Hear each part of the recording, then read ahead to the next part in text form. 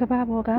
ကိုယ့်အသက်ကိုတက္ကနာအတွင်းမှာနှုတ်ယူမယ်အစိတ်အပြင်းဆုံးသတ္တဝါတွေအကြောင်းပြောပြပါနော်နံပါတ်1 box jellyfish သူကဩစတြေးလျမြောက်ပိုင်းနဲ့အင်ဒိုပစိဖိတ်ပင်လယ်ပြင်တွေမှာတွေ့ရတယ်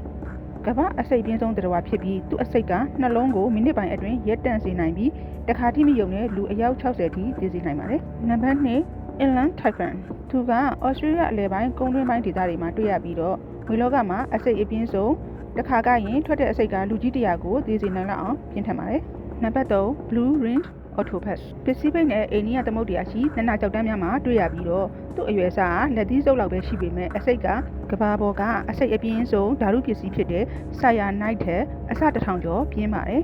ကုသရန်ဆေးမရှိသေးပဲမိနစ်ပိုင်းအတွင်းအသက်ရှူရက်သေစေနိုင်ပါတယ်နံပါတ်4 golden poison frog လို့ခေါ်တဲ့ရွှေရောင်အစိတ်ပြင်းဖာ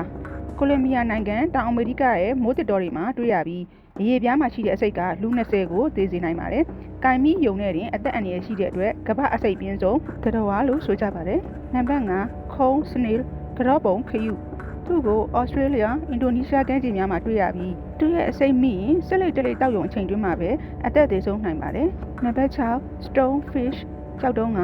ပစိဖိတ်သမုဒ္ဒရာရှိကြောက်ဆောင်တူတက်သောကမ်းခြေများမှာတွေ့ရပြီးကြောက်တုံးနဲ့တူလို့နင်းမိတတ်ကြပါတယ်။သူ့အစိတ်ကမခံရနိုင်အောင်နာကျင်စေပြီးချက်ချင်းမကူတာရင်သေဆုံးနိုင်ပါတယ်။နံပါတ်9 Brazilian wandering spider ကောင်မရီက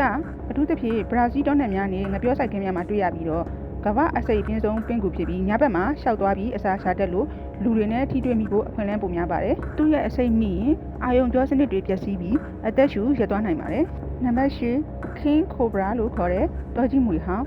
အိန္ဒိယမြန်မာနဲ့အရှေ့တောင်အာရှနိုင်ငံများမှာတွေ့ရပြီးကမ္ဘာအရှည်ဆုံးအစိတ်ရှိမွေဖြစ်ပါတယ်။အစိတ်ပမာဏအများကြီးထုတ်လုပ်နိုင်လို့စင်ကြီးတစ်ကောင်ကို3နာရီအတွင်းသေစေနိုင်ပါတယ်။အဆုံးထိလိုက်ပါကြည့်ရှုပေးလို့အားလုံးကိုကျေးဇူးတင်ပါတယ်ရှင်။ကမ္ဘာပေါ်ကထူးခြားတဲ့ဖြစ်ရဆန်းတွေကိုတင်ပြပေးနေတာမို့အကောင့်လေးကို like and follow လေးလုပ်ပေးကြပါအောင်နော်။